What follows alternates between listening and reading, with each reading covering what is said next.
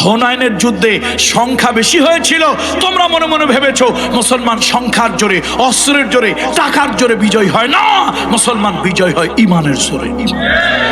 কয় হাজার সাহাবী? 3000 সাহাবী। যায়েদ বিন হারেসা নামলেন, তার উপরে আঘাত করা হলো, শহীদ হয়ে গেলেন জাফর বিন আবি তালিব।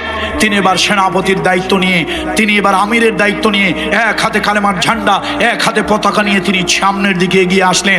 কাফেরেরা তার হাতের ভিতরে কোপ মারলো, কালেমার ঝান্ডাটা পড়ে যাচ্ছিল, তিনি আরেকটা হাত দিয়ে ধরলেন, আরেকটা হাতের ভিতরে কোপ মারলো। জাফর বিন আবি তালিব মনে মনে ভাবলেন, একটু আগে যায়েদ বিন হারেসা শহীদ হয়েছে, এখন আমিও যদি শহীদ হই, আমিও যদি মারা যাই, কালেমার ঝান্ডাটা পড়ে যায়, মুসলমানদের মন ভেঙে যাবে, মুসলমানদের মন দুর্বল হয়ে যাবে, আর মন দুর্বল হলে যুদ্ধে জয়ী হওয়া যায়। সুতরাং তিনি মুসলমানদের মন চাঙ্গা রাখার জন্য কাটা দুইটা হাত দিয়া কালেমার পতাকাটারে বুকের সঙ্গে জড়িয়ে ধরে রাখলো। আন্তর্জাতিক যুদ্ধের কিছু রীতিনীতি আছে, রোমকেরা, এই কাফেরেরা যুদ্ধের রীতিনীতি ভঙ্গ করে তার ঘোড়ার উপর আক্রমণ করলো, ঘোড়া স্থির থাকতে পারলো না, মুখ থুবড়ে পড়ে গেল। সেই অবস্থায় কাফেররা তার একটা পাও কেটে একদিকে ফেলে দিল, আর একটা পাও কেটে আরেক দিকে ফেলে দিল, আর তার দেহের ভিতরে, গলার ভিতরে কোপ মারলো, দেহটা কেটে এক জায়গা পড়ে রইল, কল্লাটা আর এক দিকে চলে গেল। এবার সংবাদ এলো হযরত আব্দুল্লাহ বিন রাওয়াহার কথা। এ আব্দুল্লাহ বিন রাওয়াহা, কোথায় আসো তুমি, কোথায় আসো তুমি, তাড়াতাড়ি আসো, তোমার দায়িত্ব এবার শুরু হবে।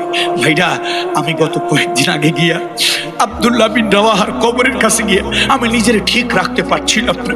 আমি একবার জিয়ারত করছি কবরটা, কবর জিয়ারত করে গাড়িতে উঠছি, মনটা মানে না, আবার নামছি, আবার আব্দুল্লাহ বিন রাওয়াহার কবরের কাছে গিয়ে দাঁড়িয়েছি, আবার জিয়ারত করে আবার গাড়িতে উঠছি, হৃদয়টা আমার ছিঁড়ে যাচ্ছে, কলিজাটা আমার ছিঁড়ে যাচ্ছে, আবার নামলাম, আবার গিয়ে দাঁড়িয়েছি।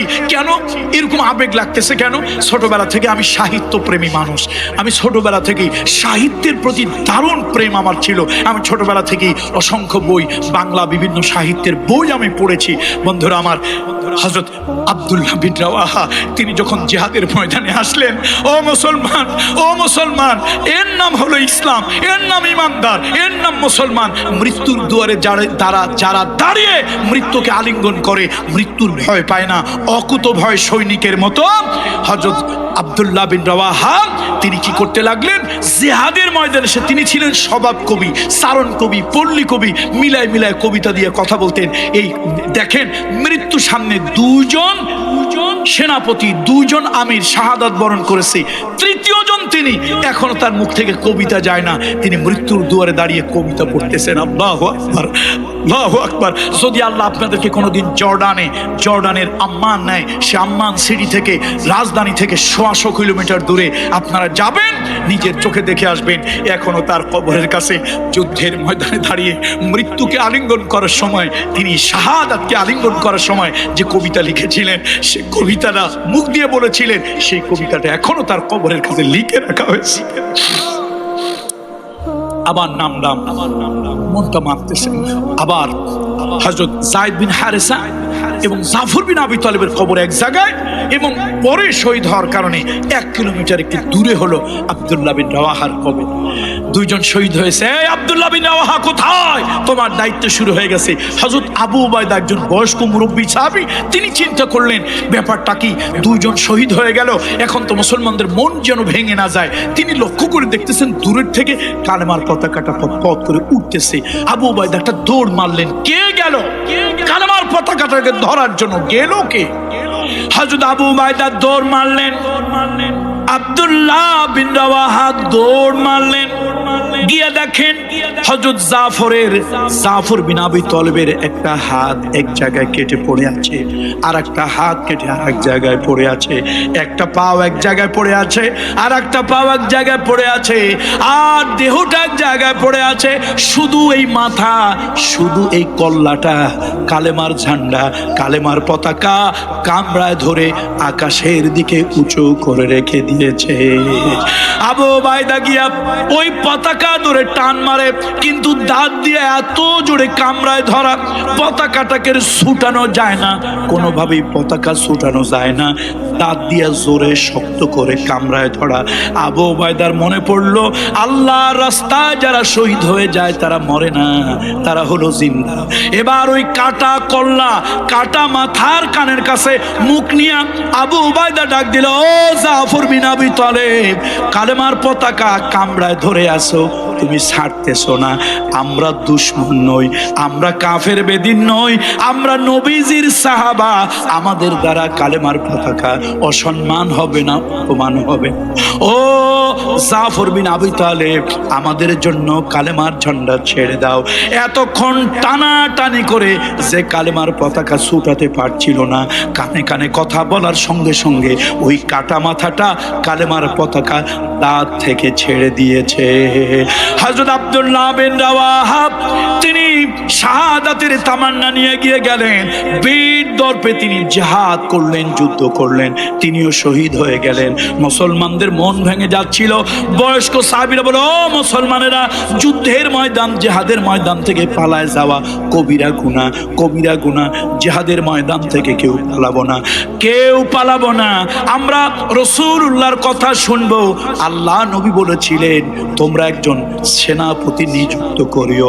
পরামর্শ করে সবাই পরামর্শ করে দায়িত্ব অর্পণ করলেন খালিদ বিন ওলীদ রাদিয়াল্লাহু তাআলা আনহুকে। আল্লাহু আকবার, আল্লাহু আকবার। সেনাপতিকে যুদ্ধের কৌশল তিনি পাল্টাই দিলেন।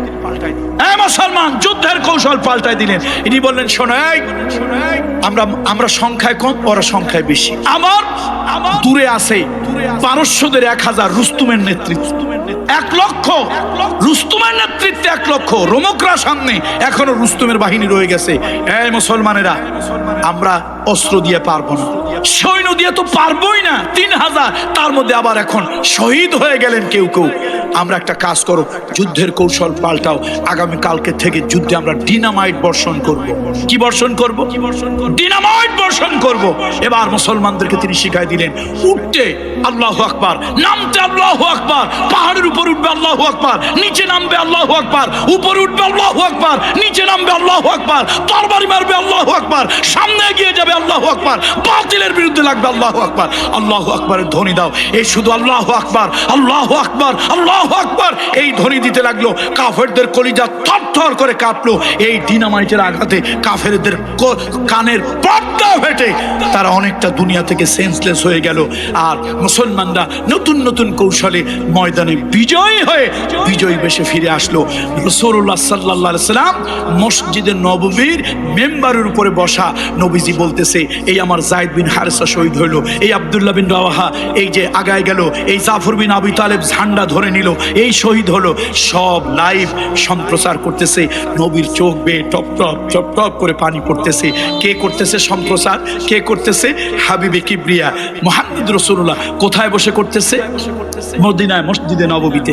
তুমি একটা মোবাইল আবিষ্কার করিয়া খুব বড় সলিমদ্দি হয়ে গেছো, কয় যে আমরা লাইভ করি। আরে বেটা, প্রথম লাইভ মুহাম্মদ রাসূলুল্লাহ করেছে। এই জন্য মুসলমানের বড় হাতিয়ার আল্লাহু আকবার। আল্লাহু আকবরের পক্ষে না বিপক্ষে? আল্লাহু আকবরের পক্ষে না বিপক্ষে? আল্লাহু আকবার যেখানে আছে আপনি সেখানে থাকবেন। আল্লাহু আকবার যারা অপছন্দ করে আপনি কি তাদেরকে পছন্দ করবেন? আল্লাহু আকবারের স্লোগান যারা দিতে দেয় না, আল্লাহু আকবারের কথা বললে, মুসলমান মসজিদে আল্লাহু আকবার বললে তাতে কারো গায়ে আগুন ধরে না।